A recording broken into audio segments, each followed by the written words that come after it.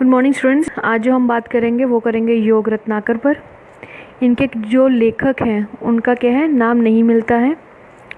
इनका जो ग्रंथ है, ठीक है ना, इनका जो ग्रंथ है उसका जो मूल है, जो इनका बेस है, तो वो किस पर है, तो काय चिकित्सा पर है। ठीक है, तो इन्हें बोला गया कि मूल रूप से क्या है, काय चिकित्सा विशेषज्ञ संग्रह ग्रंथ है। इसकी जो विषय वस्तु है, मीन्स जो इंडेक्स है, उसको क्या इन्होंने दो पार्ट में डिवाइड किया गया है। आधा पार्ट को बोला गया है पूर्व अर्ध और दूसरे को उत्तरार्ध बोला गया है। ठीक, जो पूर्वार्ध है उसमें मूल रूप से काय चिकित्सा का, और जो उत्तरार्ध है उसमें क्या है, शल्य शलाक्य विष ज्ञान स्त्री प्रसूति बाल रोग वाजीकरण और रसायन का वर्णन मिलता है। रसायन और वाजीकरण का वर्णन ग्रंथ के क्या है, अंत में बताया गया है, और उसमें भी क्या है कि जो वाजीकरण है उसको पहले और रसायन को बाद में वर्णन किया गया है। ग्रंथ के अंतिम भाग में, मतलब अंतिम जो अध्याय है, उसमें रोगानुसार अनुपानों का वर्णन किया गया है। ठीक है, अगर पूछ ले जाए कि रोग अनुसार अनुपान का वर्णन कहाँ मिलता है योग रत्नाकर में, तो वो मिलता है ग्रंथ के अंतिम अध्याय में। पारस सेवन में होने वाली विविध प्रकार की, ठीक है ना, जो विभिन्न प्रकार की क्या है, जो व्यापद होंगे, उनकी चिकित्सा हेतु पूरा अध्ययन अलग अलग बताया गया है। इसी प्रकार जो क्षीर के दोष हैं उसके निवारणार्थ भी पूर्ण रूप से क्या अलग अलग बताए गए हैं। ठीक है, इन्होंने जो अम्ल पित्त है उसका निदान, उसकी संप्राप्ति चिकित्सा के साथ विस्तार पूर्वक क्या है वर्णन किया गया है। शारीरिक, जो इन्होंने बताया गया कि शारीरिक बल का जो मूल है वो अग्नि है। ठीक है ना, जो शारीरिक बल है उसका जो बेस है, जो मूल है, वो क्या है, अग्नि है, और जीवन का जो मूल है वो क्या बताया है, शुक्र बताया है। इसी प्रकार इन्होंने एक श्लोका दिया हुआ है कि अग्नि मूलम बलम, ठीक है ना, पुंसाम, तो जो पुंसाम जो वर्ड है वो किसके लिए है, तो पुरुष के लिए है। ठीक है, रेतसो मूलम च जीवितम। ठीक है, तस्माद सर्व यत्नेन, फिर हमें क्या है, ये यत्न करने चाहिए कि हम क्या है, इन चीज़ों की क्या है, रक्षा करें। तो उन्हें बोल दिया कि शुक्र च रक्षते। ठीक है ना, वहीन, वहीन मतलब अग्नि, और क्या आ जाता है, शुक्र, तो वहीनम च शुक्रम, ठीक है ना, वहीनम शुक्रम च रक्षेत। नेक्स्ट उन्होंने बहुत एक अच्छी इंटरेस्टिंग बात बताई है। उन्होंने बोला है कि दूत, अगर जैसे कि हम बोलते हैं कि अरिष्ट लक्षण है, ठीक है, कि अरिष्ट लक्षण हम पढ़ते हैं, तो उसमें उन्होंने बोला कि जो दूत है, जो कि पेशेंट्स के घर से कोई ना कोई या उसके नोन से कोई ना कोई अगर डॉक्टर के पास आता है, चिकित्सक के पास आता है, तो उन्होंने वो चीज़ बताई है कि उसमें हमें क्या देखकर हमें समझ लेना चाहिए कि वो अरिष्ट है पेशेंट, उसके अरिष्ट के लक्षण क्या हैं, मतलब वो जीवित रहेगा या साध्य है या असाध्य है, वो चीज़ के बारे में बताया गया। तो उन्होंने बोला कि दूत के प्रश्न के अक्षरों की क्या करनी है, हमने पहले संख्या को जोड़ना है। अगर उसने कुछ भी वर्ड बोला है, पूरी लाइन बोली, तो उसके क्या करने हैं, हमने वर्ड्स को, अक्षरों को क्या करना है, जोड़ना है। तो अक्षरों को जोड़कर फिर हमने क्या करना है, उसको 3 से गुना कर देना है। 3 से गुना मतलब 3 से मल्टीप्लाई कर कर उसको क्या है, 8, जो 8 है उससे क्या कर देना है, उसको भाग मतलब डिवाइड कर देना है। वो करने पर अगर तो सम संख्या बचती है, ठीक है, सम संख्या बचती है, तो उससे क्या समझ लेना चाहिए कि रोगी की क्या है, मृत्यु होगी। अगर विषम संख्या बचती है तो समझ लेना है कि क्या होगा, जो रोगी है वो क्या है, ठीक हो जाएगा। ठीक है, इन्होंने एक कैलकुलेशन अपनी बताई है कि इस हिसाब से भी देखा गया है। ठीक है, उन्होंने इसकी जो मोस्ट इम्पॉर्टेंट जो है वो आ जाता है कि अष्टविध परीक्षा पूछ लिया जाता है पेपर में कि अष्टविध परीक्षा किसने दी है, या षडविध परीक्षा किसने दी है, त्रिविध किसने दी है, ठीक है, 10 विध किसने दी है। तो जो अष्टविध है वो किसने दी है, योग रत्नाकर ने दी है। अब अष्टविध में कौन कौन से आ जाते हैं, तो इन्होंने बोला कि नाड़ी मूत्रम, ठीक है ना, नाड़ी मूत्रम मलम जीवम शब्द स्पर्श दृक आकृति, तो ये टोटल कितने हैं, 8 है। उसके बाद उन्होंने बोला कि स्त्रियों में वाम हस्त में और पुरुषों की दाहिने, ठीक है ना, दक्षिण हस्त में क्या है, नाड़ी का प्रशिक्षण करना चाहिए। इन्होंने ये स्पेशली बताया कि ऐसा नहीं है कि कोई भी आए किसी की भी हाथ को पकड़ लो, ऐसा नहीं है। कि कैसे है कि स्त्रियों के लेफ्ट और पुरुष के क्या है, राइट हाथ को पकड़ कर ही नाड़ी परीक्षा करने को बताया गया है। और उन्होंने ये भी बताया कि कब करना चाहिए, तो उन्होंने बोला गया है कि प्रातः काल, ठीक है ना, प्रभात काल जो होता है उसके 1 प्रहर तक क्या है करने का निर्देश दिया गया है। और उन्होंने ये भी बोला है कि जो नाड़ी हम वात पित्त कफ बोलते हैं, तो वात को ब्रह्मा, पित्त को शंकर और कफ को क्या है, विष्णु का स्थान बताया गया है। ठीक है, उसके बाद उन्होंने बोला कि नाड़ी का जो प्रशिक्षण है उसको कितनी बार करना चाहिए। ये नहीं है कि एक बार देख ली तो ठीक है, आप में ये चीज़ है या आप में वात है या पित्त। उन्होंने बोला कि हमने अगर नाड़ी उसको अच्छे से देखनी है तो नाड़ी परीक्षण के लिए 3 बार करने का निर्देश बताया गया है, 3 बार, ठीक है। उसके बाद नेक्स्ट अगला आ जाता है कि मूत्र की परीक्षा हेतु तैल बिंदु का प्रशिक्षण बताएं, ठीक है ना। तो अब उन्होंने नेत्र के नाड़ी के बारे में बता दिया, अब आएगा मूत्र के बारे में। तो मूत्र के बारे में उन्होंने बताया गया है कि मूत्र कब कलेक्ट करना चाहिए। ये भी एक उन्होंने बड़ा अच्छा लॉजिकल चीज़ बताई है। उन्होंने बोला कि इस हेतु से क्या है, मूत्र को रात्रि के अंतिम प्रहर में, ठीक है, जैसे प्रहर होते हैं ना, दिन के प्रहर होते हैं 4, वैसे रात्रि के भी प्रहर होते हैं 4। तो उन्होंने बोला जो रात्रि का अंतिम प्रहर होगा, ठीक है ना, उसमें 4 घड़ी शेष रहने पर, ठीक है ना, मतलब कि 1/4 जो है वो पार्ट शेष रहने पर क्या है, उठकर मूत्र, ठीक है ना, मूत्र संग्रह कर लें, ठीक है ना, मूत्र संग्रह कर लें मतलब कलेक्ट कर लें। तदनुसार उस मूत्र को क्या करना है, सूर्य उदय होने पर क्या है, प्रशिक्षण करना चाहिए। तो उन्हें फिर क्या बोला गया प्रशिक्षण के लिए, तो उन्होंने बोला है कि मूत्र को क्या है, तेल, ठीक है ना, तेल की बिंदु पर रखें, ठीक है ना। इन्होंने बोला कि मूत्र में तेल की बिंदु, मतलब जो मूत्र हमने लिया उसमें एक तेल की बिंदु डाल दी, अगर वह जो तेल की बिंदु है अगर वो फैल जाए तो जो रोग उसको है रोगी को, तो वो क्या है, साध्य है। अगर वो क्या है, नहीं फैलता तो कष्ट साध्य है। और अगर वो जो बूंद है तेल की तो वो डूब जाए तो समझ लेना चाहिए कि वो क्या है, असाध्य माना गया है। उसके बाद नेक्स्ट आ जाओ। नेक्स्ट उन्होंने एक डायरेक्शन से भी बताया गया। तो उन्होंने बोला कि मूत्र में तेल बिंदु की गति, ठीक है ना, गति की दिशा पर भी साध्यता बताई गई है। तो जैसे कि हम लोग दिशा पढ़ते हैं कि 10 प्रकार से हम देखते हैं, एक तरह से अगर हम कोण को भी मिलाते, वैसे तो 4 है मूल रूप से, हम दिशा को बोल देते कि पूर्व पश्चिम उत्तर दक्षिण, लेकिन हम क्या है, कोण बनाते हैं, वायव्य कोण, आग्नेय कोण, नेत्रज्ञ कोण, ईशान कोण। तो उन्होंने सब चीज़ का इसमें बताया गया। तो उन्होंने बोला कि अगर पूर्व दिशा में हो तो समझ लेना चाहिए कि जो शीघ्र क्या हो जाएगा, वो आरोग्य हो जाएगा। दक्षिणी दिशा में हो तो ज्वर से पीड़ित होगा, ठीक है, और धीरे धीरे क्या है, व्याधि ठीक हो जाएगी। उत्तर में अगर उसकी दिशा जा रही हो तो निश्चित क्या है, वो आरोग्य प्राप्त होगा। पश्चिम में अगर जा रही है तो आरोग्य एवं सुख की प्राप्ति होगी। ईशान कोण की तरफ अगर जा रहा है, ठीक है, तो क्या बोला कि 1 मास में उसकी मृत्यु हो जाएगी। वायव्य में जा रहा है तो अमृत पिलाने पर भी वो क्या है, असाध्य ही रहेगा, साध्य कभी नहीं हो पाएगा। आग्नेय और नेत्रज्ञ कोण में बोला कि मृत्यु क्या है, निश्चित ही रूप से होगी, ठीक है। ये क्या है, इन्होंने एज अ डायरेक्शन पे बताया गया है। उसके बाद नेक्स्ट उन्होंने बताया गया कि जो जीन ज्वर है, ठीक है ना, जीन ज्वर के रोगी का क्या है, जो मूत्र है वो पीत वन का और एवं सरक्त, ठीक है। जो जीन ज्वर के जो रोगी होंगे उनका जो मूत्र होगा पीले वन का होगा और साथ में क्या है, रक्त रहेगा। कई बार ऐसे क्वेश्चन पूछ लिया जाता है कि एक व्यक्ति है उसका जो मूत्र है, ठीक है, वो क्या है, पीत वन का है, लेकिन साथ में उसको क्या है, रक्त आता है, तो वहाँ पर रक्त पित्त भी रख देंगे ऑप्शन, ठीक है, क्रॉनिक फीवर भी रख देंगे, ठीक है, और भी बहुत सारे ऐसे 2-3 रख देंगे, तो आपको उस टाइम पे लगेगा कि हाँ कि रक्त पित्त होगा। लेकिन याद रखना कि जीन ज्वर में क्या है, योग रत्नाकर ने जीन ज्वर में इसका बताया गया है, ठीक है। और आजीन में उन्होंने बोला कि मूत्र चावल के धोवन के समान होता है।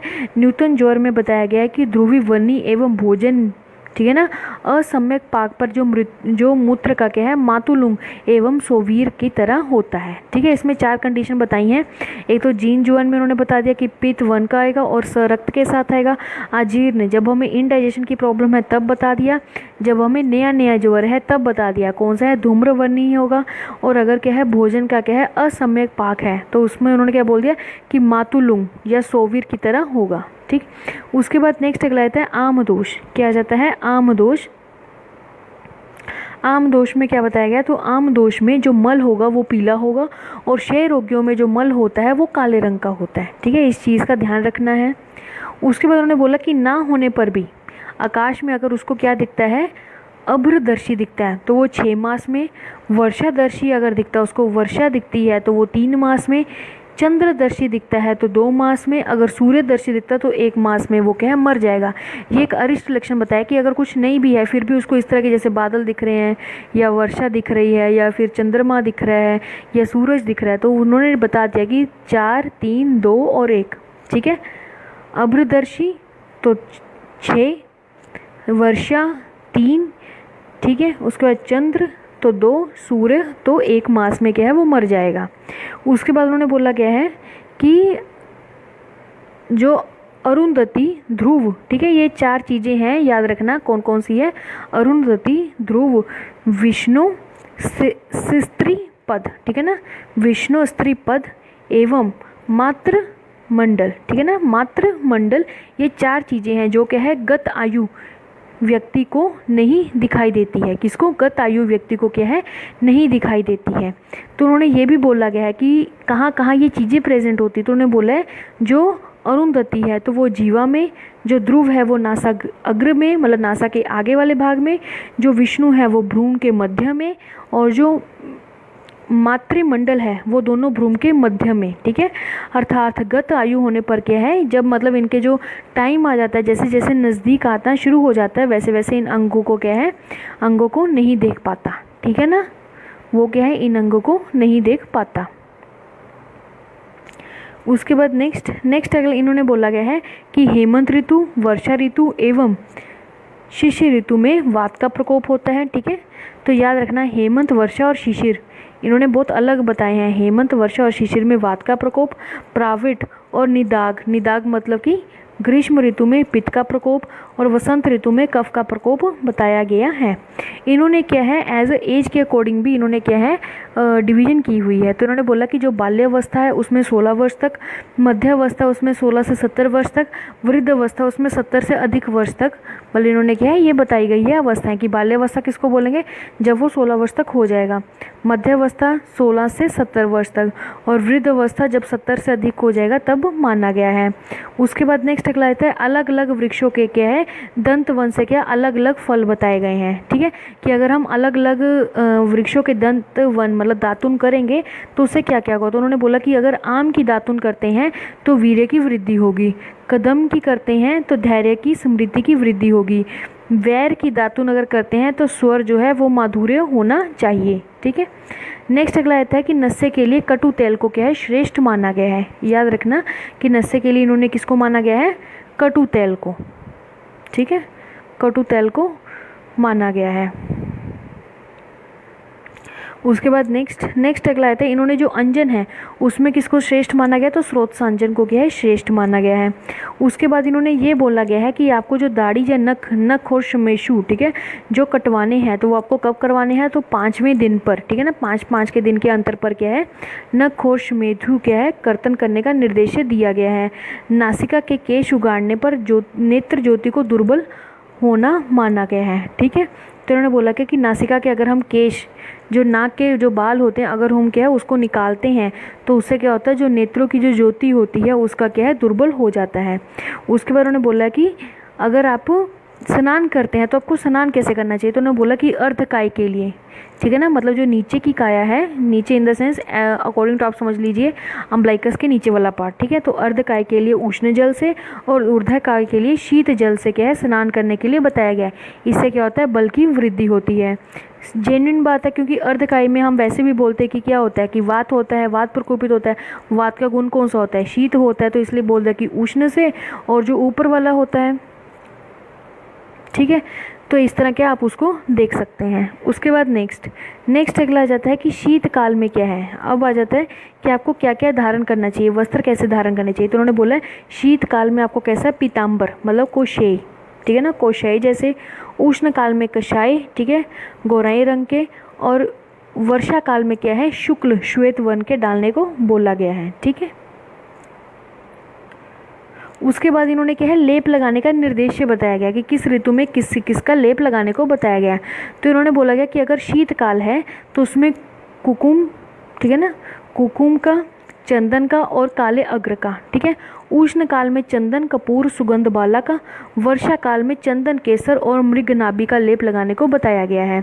अब पहले तो ये याद रखना है उष्ण हो गया, ग्रीष्म हो गया, उष्ण काल हो गया, शीतकाल हो गया, ठंडा भी होगा और ये भी होगा, और वर्षा भी डाल दी, मतलब तीनों एक तरह से लॉजिकली जो मेन होती हैं उसमें इन्होंने बोले कि लेप लगाना है। और तीनों में क्या है चंदन जो है वो कॉमन है, ठीक है, चंदन जो है कॉमन है। बाकी आप देख लेना कि ऐसे याद कर सकते हैं कि शीतकाल में जो काका है वो चंदन लगाते हैं, तो क से याद रखना कुकुम्भ और काले अगर से, ठीक है। उसके बाद उष्ण में क्या बोला गया है कि चंदन जो है उष्ण काल में जो कंदन है, ठीक है ना, वो कैसे लगाना चाहिए कि कस करके लगाना चाहिए, कस, ठीक है ना। कस, कस मीन्स क्या है, थोड़ा अच्छे से लगाना चाहिए क्योंकि गर्मी वैसे पड़ रही होती है, तो अगर ठंडा लेप लगाएंगे तो अच्छा रहेगा। तो क से कर्पूर और स से सुगंध बाला। वर्षा ऋतु में कैसा लगाएंगे, तो इन्होंने बोल दिया है कि केम केम केम करके याद करना। हम बोलते हैं ना कि वर्षा कम मतलब बारिश आए बारिश आओ ऐसे करके, तो केम, के से केसर और म से मृगनाभि, ठीक है ना, ऐसे करके हिंट हो जाएगा।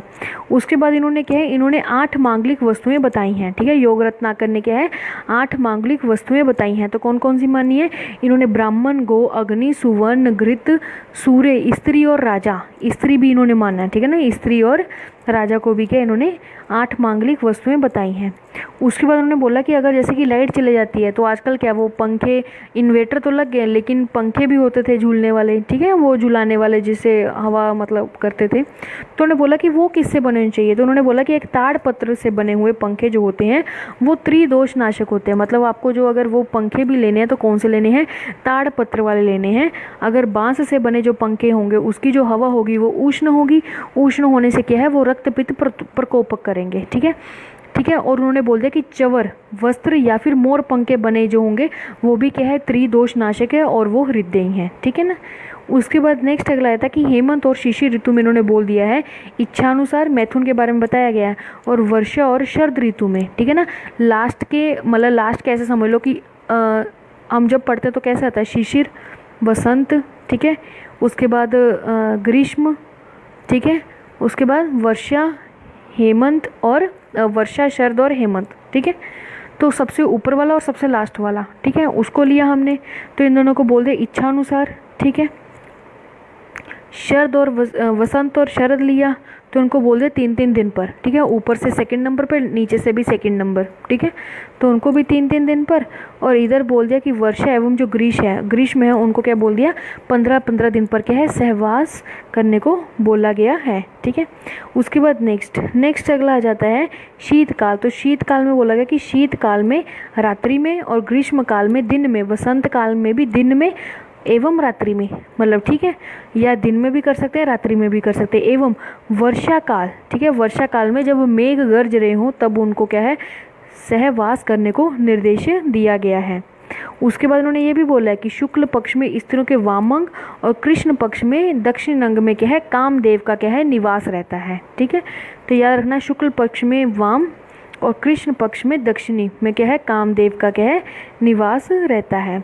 उसके बाद उन्होंने बोला कि अगर आप सुबह जब उठते हैं तो उठकर कितना है कि उन्होंने बोला कि आपको जल पान करना है। तो कितना जल पान करना है, तो उन्होंने बोला कि 8 प्रस्थ, ठीक है। तो मुख से कितना करना है 8 प्रस्थ बोला है, और नासिका से भी क्या है जलपान करने को बताया गया है। उसके बाद नेक्स्ट अगला आता है कि केसर, अगर, कपूर, कस्तूरी, चंदन, ठीक है ना, इसको क्या है यद, कदम और महासुगंधी नाम दिया गया है। ज्वर में अति लंघन, ठीक है, क्या जाता है ज्वर में लंघन, मध्य में पाचन और अंत में विरेचन का निर्देश दिया गया है, ठीक है। तो पहले तो ये कि लंघन हल्का फुल्का भोजन खा लो, दूसरे में आता कि पाचन वाली औषधि दे दो कि अगर कहीं ना कहीं आम होगा, फिर लास्ट में बोला कि ठीक है कि अगर कुछ नहीं ठीक हो रहा तो विरेचन दे दिया जाए, ठीक है। उसके बाद नेक्स्ट अगला था कि मंथ ज्वर और दुर्जल जनित ज्वर का वर्णन क्या है वो योग रत्नाकर ने ही किया है। सीतोपलादी का देखो यहाँ पर सीतोपलादी का जो चूर्ण का जो वर्णन है वो विषम ज्वर के लिए बताया गया। वैसे जो सीतोपलादी होता है वो राजक्षमा के लिए भी है और खांसी के लिए भी है, ठीक है। और उसके बाद शोफ अतिसार की चिकित्सा का वर्णन किया गया है। चंद्र प्रभा का वटिका जो है वो किस में बताया गया है, तो वो बताया गया है अतिसार में। गृहिणी के लिए क्या बताया है, तक्र हरित की, याद रखना गृहिणी के लिए क्या आ जाता है तक्र हरित की। तक्र का तो है ही है, तक्र का तो वैसे भी गैस में हम देखते हैं GAS, gas is not gas वाली जो गैस होती है, गैस कौन सा है, G फॉर गृहिणी, A फॉर अर्श और स फॉर शोफ, तो तीनों में क्या तक्र देते हैं, लेकिन तक्र हरित की जो मेंशन किया है वो गृहिणी के लिए है। ताली सादी जो चूर्ण है उसका भी जो वर्णन किया गया है वो गृहिणी चिकित्सा अध्याय में किया गया है। भस्मक रोग का भी जो वर्णन किया गया है वो भी क्या है इन्होंने ही किया है, ठीक है। उसके बाद इन्होंने क्या है कि आमवाद की चिकित्सा का सिद्धांत बताया गया। किसका, आमवाद की चिकित्सा का।